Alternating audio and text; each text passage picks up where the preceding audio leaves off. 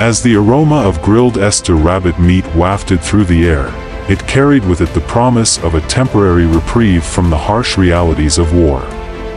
For the soldiers of Birais, weary from months of relentless conflict, the sight and smell of the plump rabbits triggered memories of peaceful holidays and family gatherings, a stark contrast to the chaos and devastation that now surrounded them.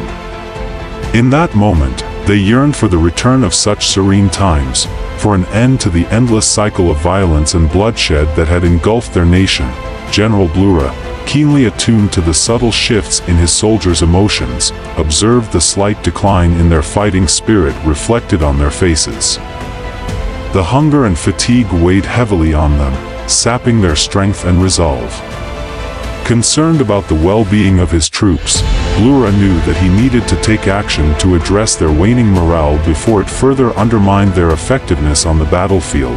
Deciding to investigate the safety of the Ester rabbits, General Blura consulted with the military doctors under his command. He sought assurance that these seemingly tempting creatures were not carriers of hidden toxins or dangers that could jeopardize the health and well-being of his soldiers.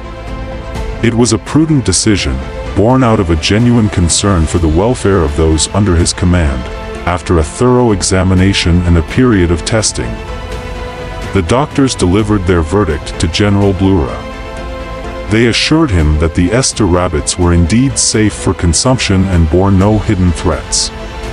Relieved but still cautious, Blura contemplated the situation carefully, wary of the possibility that the guerrillists might be employing a cunning strategy to gain an advantage in the ongoing conflict.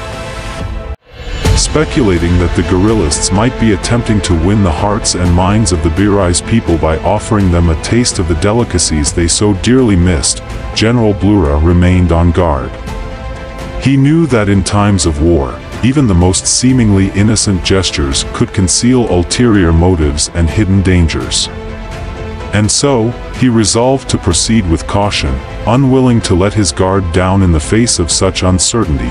Despite his reservations, General Blura recognized that his soldiers were in desperate need of a morale boost.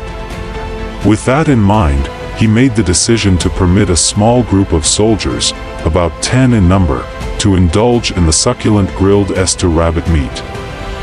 It was a calculated risk, but one that he believed was necessary to lift the spirits of his weary troops and provide them with a brief moment of respite from the horrors of war. As the fortunate chosen few savored the delicious flavors of the grilled rabbit meat, their comrades looked on with a mixture of envy and longing. The tantalizing aroma filled the air, teasing their senses and stirring memories of happier times. For a brief moment, they allowed themselves to forget the grim reality of the battlefield and bask in the simple pleasure of good food and camaraderie. But little did they know that this apparent act of goodwill from the guerrillists concealed a more intricate plan. One that would unfold in the days to come. For as the Ester rabbits made their way into the hearts and stomachs of the Birais soldiers, a shadowy figure watched from the sidelines, waiting patiently for the perfect moment to strike.